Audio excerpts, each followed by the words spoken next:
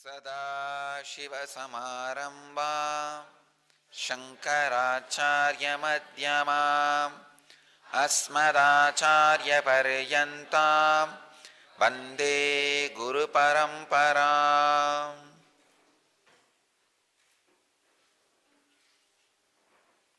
I welcome you all with my love and respects.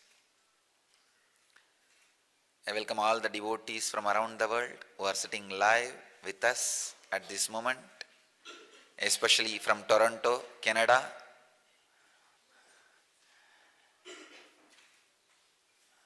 So devotees all over the world, including Toronto,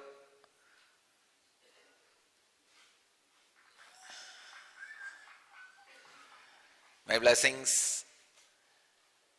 Sit in a completely relaxed, unclutched way. Not only you will listen to my words, you will have the N effect on you all now. You will all experience the levitation, the N effect, the awakening of the Kundalini and spiritual healing in you all. So sit in a very relaxed way with open eyes. But don't be stressed. Don't even have the stress of trying to understand all the words I am uttering. Not only you, even I can't understand what all I am uttering. Relax. So relax from the tension, stress of understanding or following it after the discourse. Just decide you are here. Whatever your intelligence catches, let it catch. Whatever it converts into experience, let it convert. Whatever it is going to express as a life, let it express. You sit in a relaxed way, in an unclutched way, with a deep awareness. Awareness which does not create stress in you, restful awareness. Sit, you will have the N effect on you.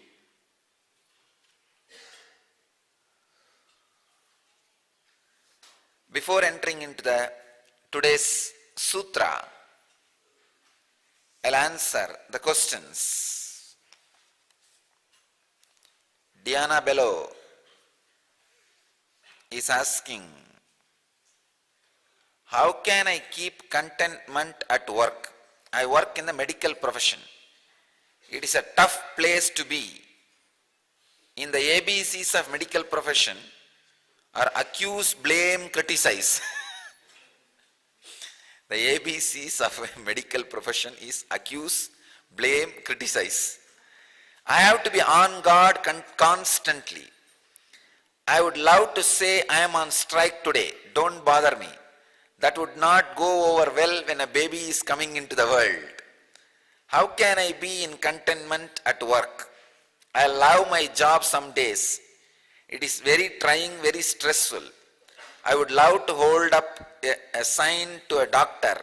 I am on strike, I am in discontentment, do it yourself. Thank you. Diana, understand, I am not asking you to hold that strike board to the doctor. Put it in your house and don't even go. And you are saying, when a baby is coming into the world, what can be done? So much is happening, but nothing can be done unless once in a while you create a chaos in your biomemory and say, no. Unless you put your biomemory into the pressure that it has to get back to the contentment, I think you will not be able to achieve it. So two things I want to make it clear. When you say the medical profession ABCs are accuse, blame, criticize, then naturally you are in the right situation where you have the heavy peer pressure. This is the right spot to do strike. Then your biomemory has no other way except to survive. When the survival threat comes, naturally it learns how to be content. I tell you, really. When the survival threat comes, you just learn how to be content. There are some shows in US, in some TVs, the show title is I Should Not Be Alive. The people who got caught in the worst accidents, dangerous situations like a trekking or airplane crash, and escape from those accidents, they are interviewed. Their experiences are shown, actually dramatically recreated and shown. I saw some of those shows. When you see their experiences, they have so much of gratitude for simple air which they breathe, or little water they drink, the very life they have, because they were in a position experientially, what they have now may not be with them forever. Almost taken away, but given back. So the gratitude they have is from experience. I tell you, after seeing that show, listening from some of their experiences, listening to some of their experiences and learning from some of their experiences, I tell you, chaos teaches you how to be content. Especially the chaos which can create the survival threat really teaches you how to be content. So only one thing, have this understanding. How to be content should be the main theme of all the chaos which happens outside you, inside you, because of you, in spite of you. Chaos is a 4 variety. Inside you, outside you. Outside you because of you. Outside you in spite of you. Inside you because of you. Inside you in spite of you. All these 4 variety of chaos have this as a center theme. How can I be content? You will see your biomemory is intelligent enough to catch the truth.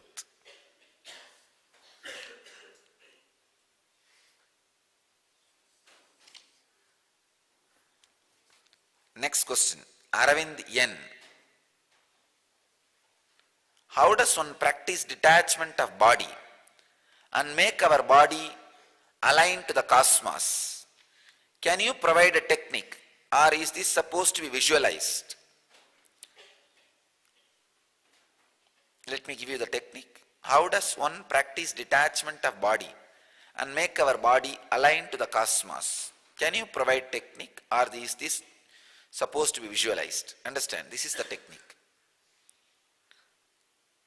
When you are seeing, remember, you are seeing through the eyes. Eyes are not seeing. You, which is something away from the eyes, are seeing through the eyes. When you are hearing, ears are not hearing. You, who is something different from the ears, are hearing. When you are smelling, nose is not smelling. You, who is something different from the nose, is smelling. When you are touching, you are not touching. Skin is not touching. You, who is something different from skin, is touching through the skin. Just remember this only one thing. During all your actions, you will get solidified into that something which is different from the body. I tell you, an intense spiritual experience that you are beyond body will happen in you, and aligning to the cosmos will happen in you.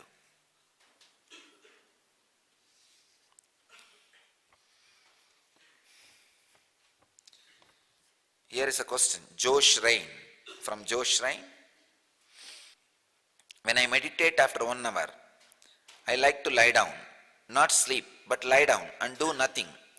And then body falls asleep after 30 minutes. I am not conscious, but it's a good sleep. I don't enjoy going out of the house. I don't enjoy people company and like to be alone. And I don't like to listen to your discourses either, as I feel I am in that what you already talk. I have no complaints, worries, and enjoying life. I do only necessary things needed. How can I increase my awareness and stay awake for longer hours? How can I break this at biomemory level? What does it mean to be awake, aware during sleep? Does it mean you never sleep and you never lose conscious? Do I have to use will, force, effort for 21 days to make this change? How are you able to do it for longer periods of time? What techniques have you done during your practice? Please answer. Joe Schrein, you are in the space of asmita, peace, but you need to move to the space of bliss, a causeless excitement. How to do it?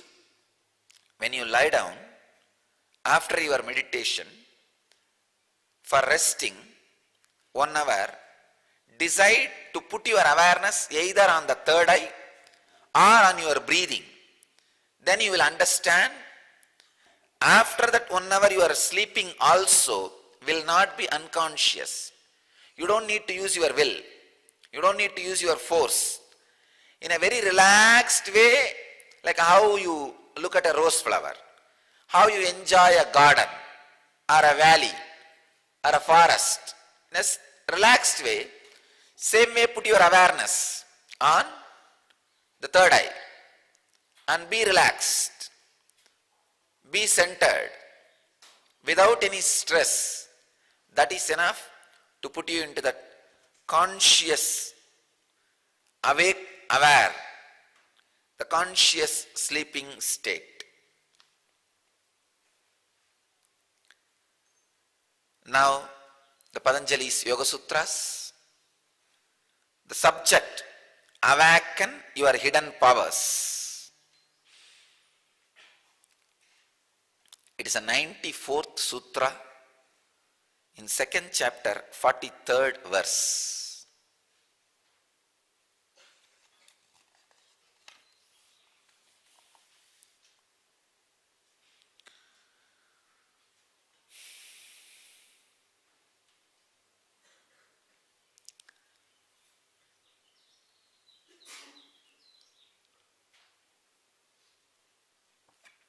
The subject is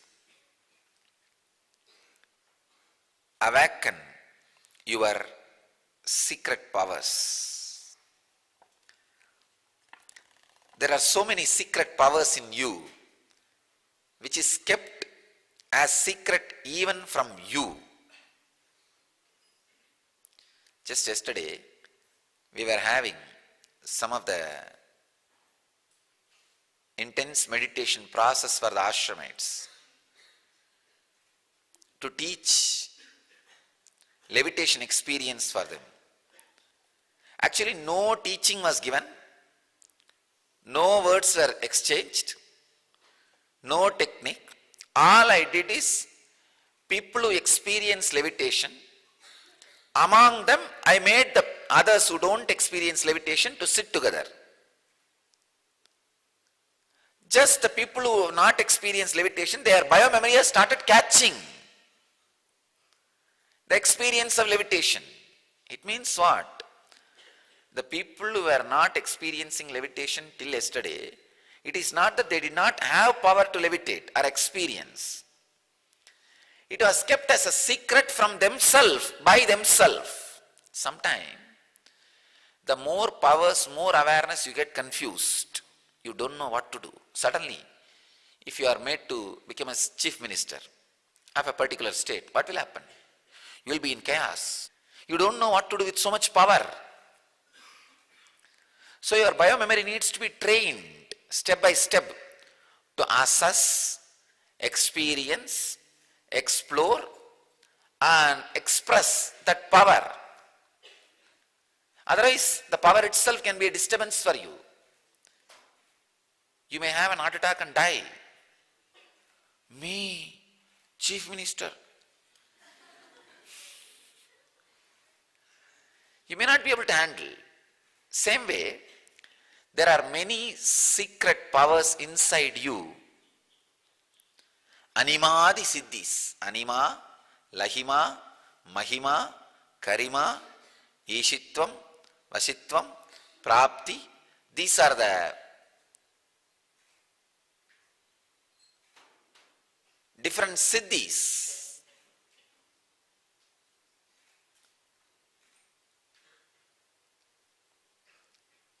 Biggest problem is you yourself are afraid of those siddhis. So slowly you keep those siddhis as a secret from yourself. You hide them from yourself. You just say, it's okay, you are good, I am good, you be there where you are, I will be there where I am. Otherwise, your bio-memory is basically intelligent. Just the other day I was reading some of the verses from the Siddha tradition. There's a huge granite temple made in Tanjore by a great king and a Siddha, Karuvurar. Karuvurar was a great Siddha. He and his predecessors were the spiritual guiding force behind the temple. And King Rajaraja was the physical, who was providing all the necessary things, infrastructure, manpower, resource and everything. It was a monumental work, unimaginable work. 217 feet granite, marble. One of the oldest, tallest structure built in granite in the world. And it's not like a pyramid, just geometrically shaped stones heaped together. No. Such a deep artwork, not a single inch goes uncarved. There is no geometrical carving. You see, geometrical carving is very easy. Just catch slaves and tell them, they will carve it. And if they don't beat them, then they will carve it. Geometrical carving does not need a person's cooperation. It does not need the intelligence or art, creativity. No. If you just frighten him and do this or you will be killed, then he will make the shape of geometry. Triangle, rectangle, square, over. But this temple is an amazing piece of art. Every inch is carved as an art piece. So you can't build it with slaves. You have to build only with artists who can never be enslaved. You can never enslave an artist. He will have his own independence, freedom. Even if you try to enslave, he will make monkey and donkey. What will you do? You can't force him to make some beautiful thing by enslaving. No. It's an art piece. Shocking size, art piece. I was reading, not only carving, I was wondering how they would have assembled the whole thing. Whole thing happened within 5 years. Just 5 years. The Rajaraja built everything, assembled. So I was pondering, how did they assemble the whole thing? Because impossible to put one on the other top without any machineries, tools. I realized in their song they have given very clear techniques. How they teach human beings biomemory, the extraordinary powers to lift extraordinary weight.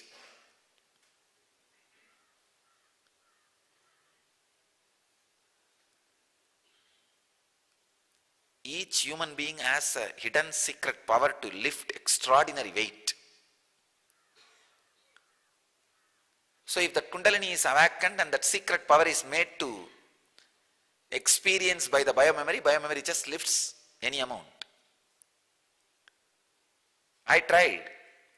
When our disciples, when our ashramites experience the Kundalini awakening, they are able to lift 3 times more their weight. If they are 50 kg, they are able to lift 150 kg just like that. Normally they can't. 3 times of their weight, just like that they are able to lift. So many secret powers are hidden in your own biomemory. In your own biomemory. Understand?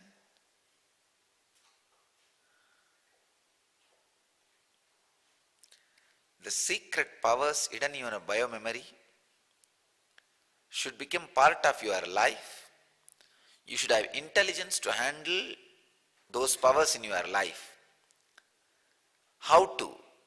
Patanjali answers that question in the sutra. Very powerful sutra. Kayendriya siddhir asukti kshayat tapassaha. Wow.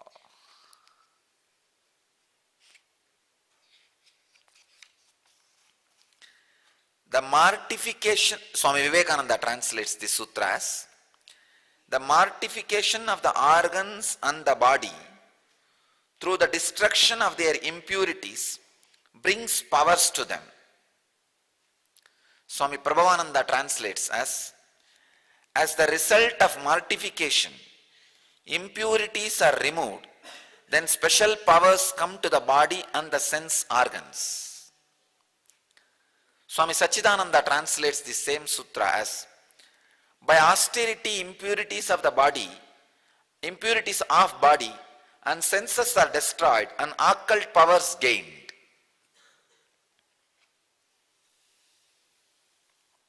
I'll read the sutra once more. Kayendriya siddhihi asuddhikshayat tapasaha. The technical term in the sutra is tapasaha.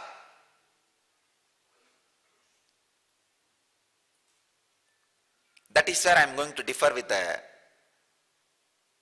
traditional orthodox translation.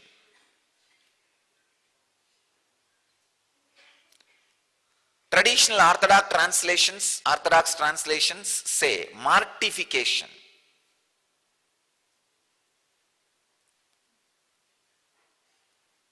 As the meaning of the word tapas. I wanted to translate that word tapasaha as the practices through which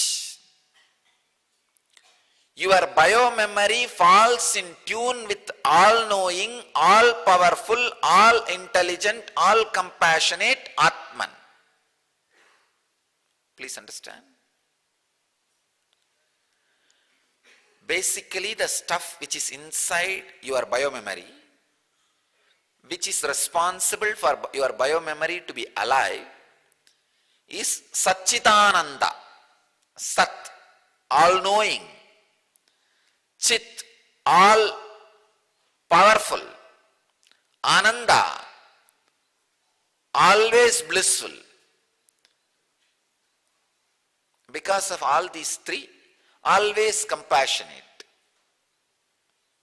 overflowing. Basically, the stuff which is responsible for your biomemory to be alive and active is Satchidananda. But your biomemory is not completely aware of its own sweet truth, Satchidananda. So any practice makes your biomemory to understand and experience its innate nature of all-knowing, all-powerful, all-blissful is tapas. Tapasaha. I don't want to translate that word tapasaha as mortification. No. Sometimes just a very joyful action of eating some sweet can be tapas for you. Tapas is not always painful. It is not always mortification. It is not always austerity. Just because sometimes it is austerity, it is not always austerity. Tapas sometimes is a very joyful, happy doing which you always wanted to do. Especially the tapas described in the Shiva Sutras, in some of the Hatha Yoga, if you see, so joyful, ecstatic, it is not tapas at all, mortification at all, pain at all. Yesterday, the sutra, contentment, sukhalapaha, the ultimate joy is gained by contentment. It is not mortification. To learn contentment, you are not going to poke your body with a spear, or you are not going to fast, you are not going to kill yourself. No. It's not like a Ravana cutting his own head and putting it in the yaga, havan. No. There are austerity. Sometime need to be practiced, but the word tapas itself should not be translated as austerity or mortification. The word tapasaha should be understood or translated as the methods and techniques through which your biomemory is empowered to look into its innate nature and experience the all-knowing, all-powerful, all-blissful, all-compassionate expression of itself. Sometime, when you are feeling like falling asleep, if you just remember, wow, by falling asleep, I am going to experience my innate nature of eternal peace. Remember this and fall asleep. It is tapas. Whenever you fall asleep, remember, oh, I think I am tired of running around and projecting the scenes which is not me. So I wanted to return back to my home, which is all peaceful all the time and waiting for me. Let me return. Just with this memory, if you fall asleep, your whole sleeping time becomes tapas. You are not doing any austerity here. You are not doing any mortification here. But you are killing the wrong idea. Mortification of wrong idea is done here. So, from my experience, if I have to describe the word tapas, I'll describe more as mortification of the wrong ideas. When you fall asleep, just remember this one truth. Oh, I think my biomemory is tired of seeing all the things which is not there, useless. It wants to get back to its original space where all peace exists. Let me return. It is tapas. Then your sleeping is tapas. You don't need to do anything else. Like Krishna says in the Gita, Sarvadharman parityajya mam vegam saranam vracha. For devotees are sitting in Toronto, I can see in their house beautiful picture of Krishna in the wall. Krishna giving Gita to Arjuna,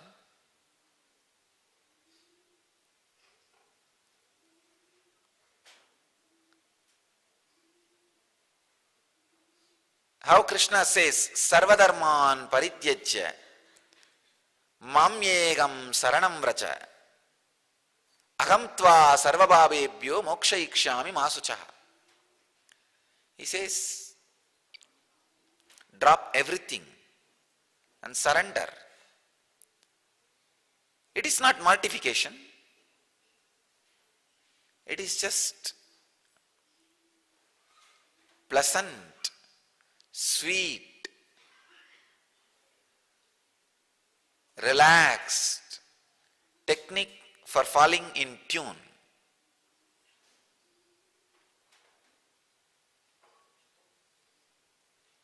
Tapasaha is not always mortification. Tapasaha is not always austerity. So I wanted to translate the word tapasaha as the techniques, ideas which makes your biomemory in tune with the all-knowing, all-powerful, all-compassionate experience of consciousness.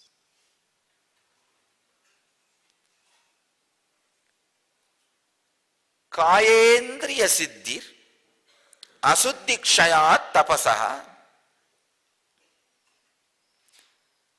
The esoteric, extraordinary powers are achieved by tapas. That is why I say,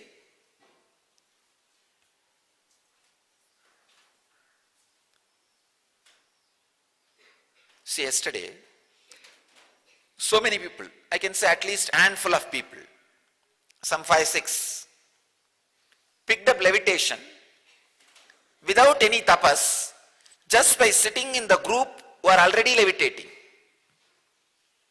How it happened? The biomemory falls in coherence with other biomemories.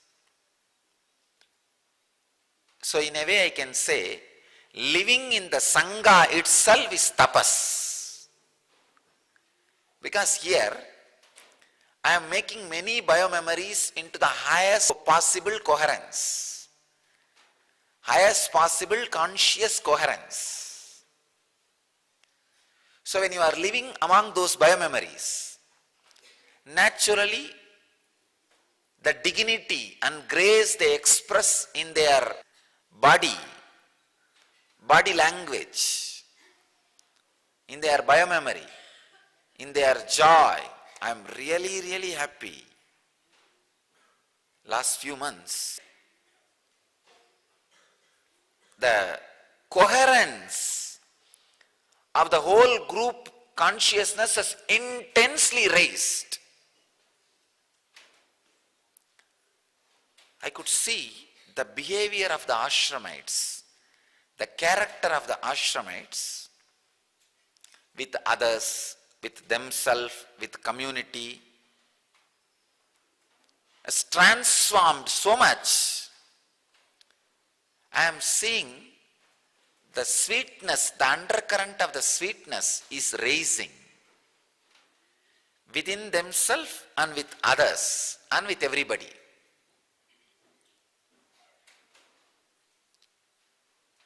The highest possible coherence started happening. Actually, the Sangha is required for that only. I am really happy.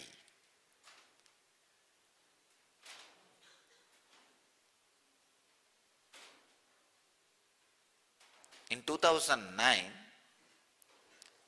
I am more or less like a place where satsang happens. Some loose seekers come, something is shared, they learn. Then 2010, I could see we evolving as a monastery, where a systematic transmission of the intellect and intelligence happening.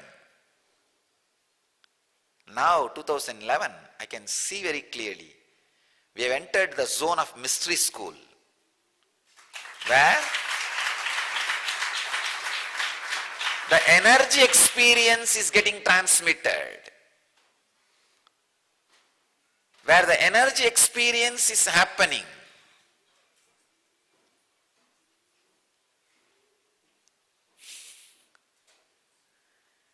Where I could see, just by the presence being inside, people are catching the energy experience. Different extraordinary powers, like Patanjali describes, Kayendriya Siddhihi. The body and sense organs are getting ripe. Please understand, the word Siddhi, I do not want to translate as extraordinary powers. I want to translate that word as getting ripe. That's the right word. If your eyes are ripe, you can see anything. Now, the Toronto, the devotees are sitting and watching. In that wall, there is a poster of Krishna and Arjuna. I can read very clearly those letters. Gita Saram. எது நடந்ததுவோ அது நன்றாகவே நடக்கிறது. I can read those letters.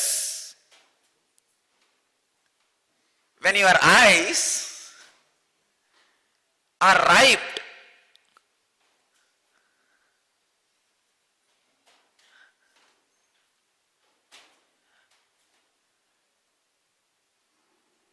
you can see extraordinary things.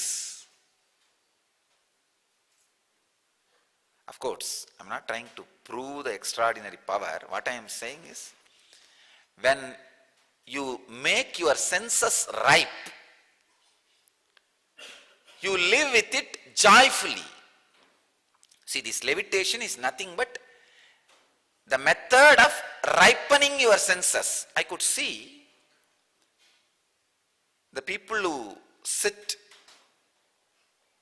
every day for the levitation experience, the samana experience, first thing happened is drastic healing. Long-term serious sicknesses have just like that disappeared.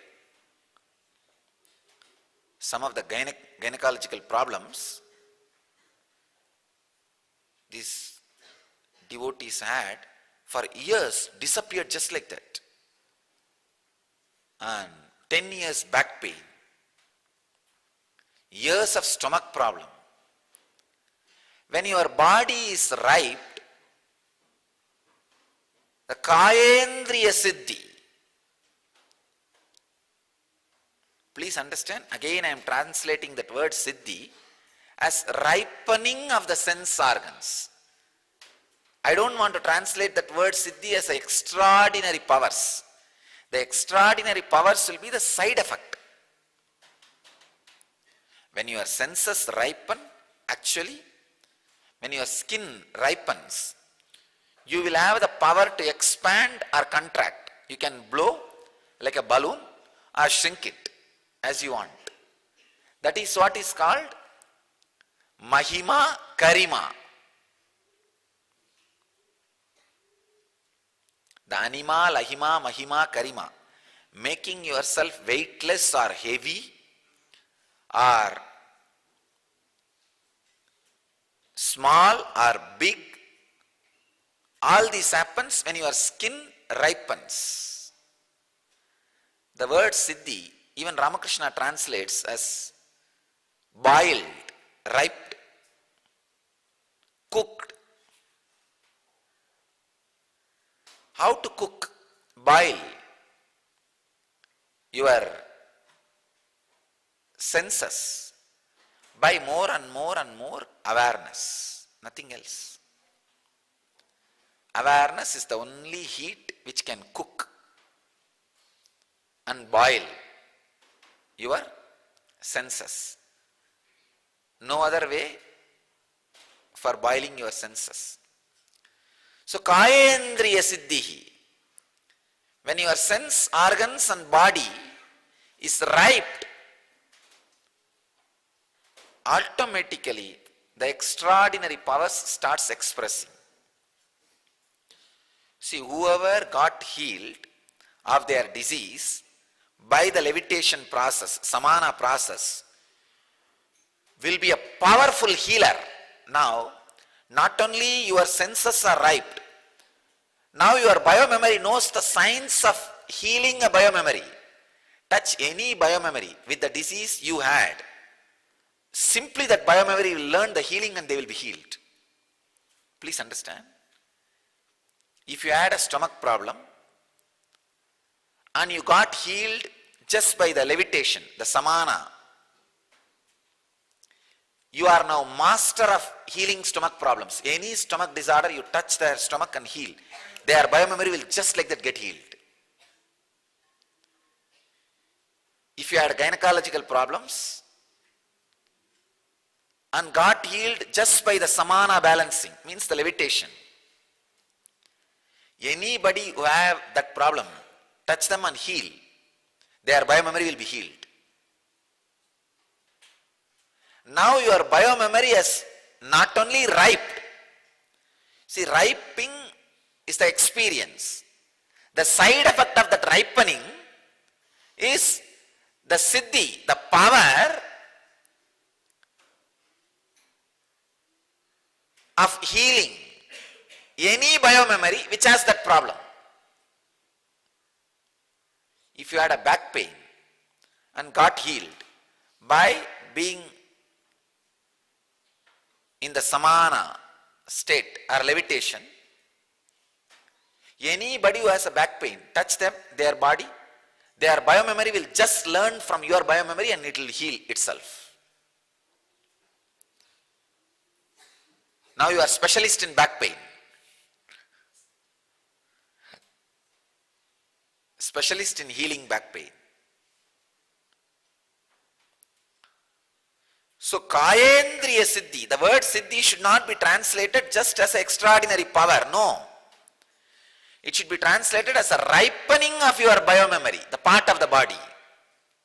When it ripens, not only it heals itself, as a side effect it gets many other powers.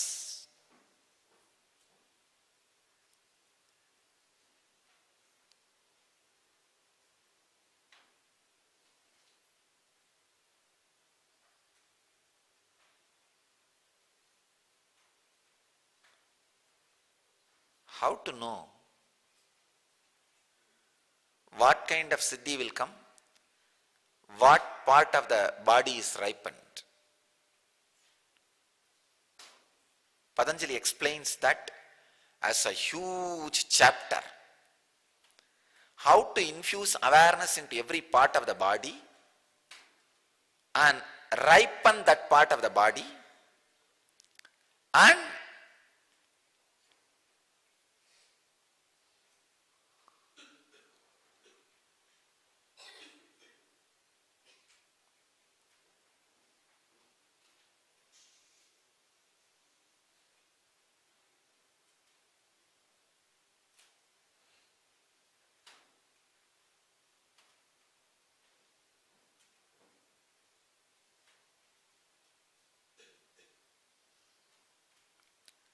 how the extraordinary siddhis express, what kind of siddhis express for each part. Patanjali talks about this as a separate chapter, Vibhudipadam, Vibhudipadaha. When I talk about that chapter, I will explain detailed way different kinds of tapas for different siddhi. Here, understand this much. Kayendriya siddhi asuddhikshayat tapasaha. When the body and sense organs are ripened by the tapas,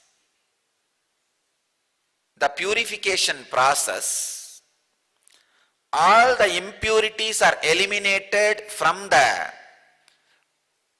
body and sense organs and biomemory, and extraordinary powers express because of the ripening of the body and biomemory.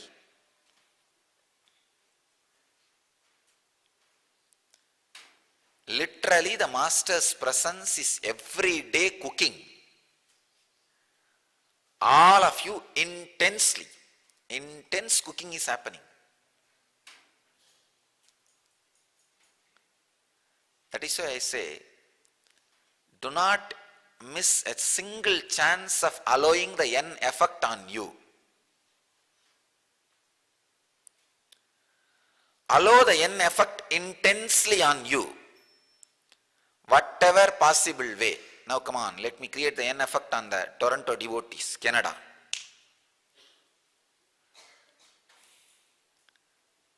All the devotees in Toronto, just sit straight. In a relaxed way, sit straight. You don't need to close your eyes. Just sit straight. You will have the N effect happening in you all now. Never miss even one possibility or a chance to be in the Master's presence. Of course, now in the modern day, please understand, in those days the physical presence is only called as presence. Now I declare, as I am the incarnation of the IT age, the virtual presence is equal to the physical presence.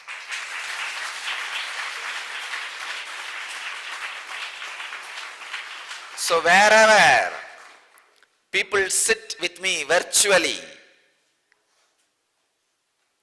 with this two-way communication, I am able to see you all, you are able to see me. The physical presence happens. The N effect happens with the same intensity.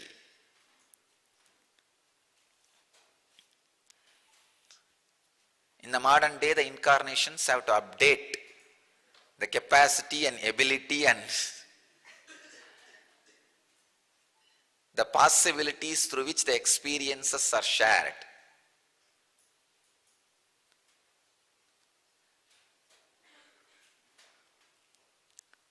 When your senses are ripened,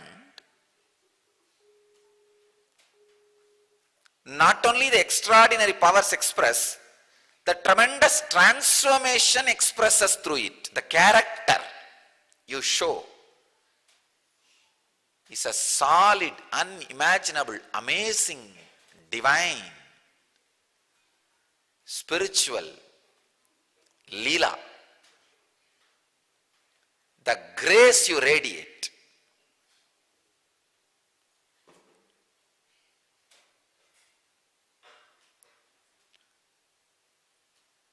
the joy with which you handle life,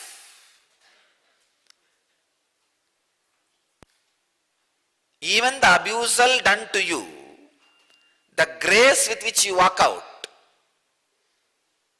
will be unimaginable. So, the N effect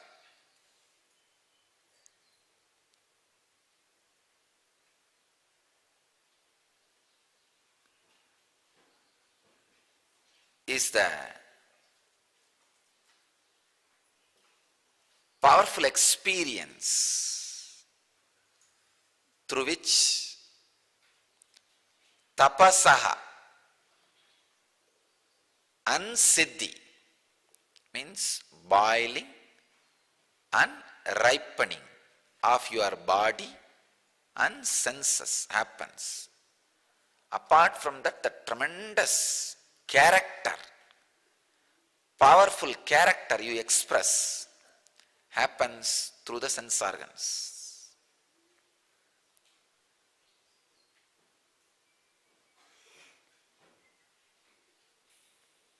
I bless you all to to experience tapas.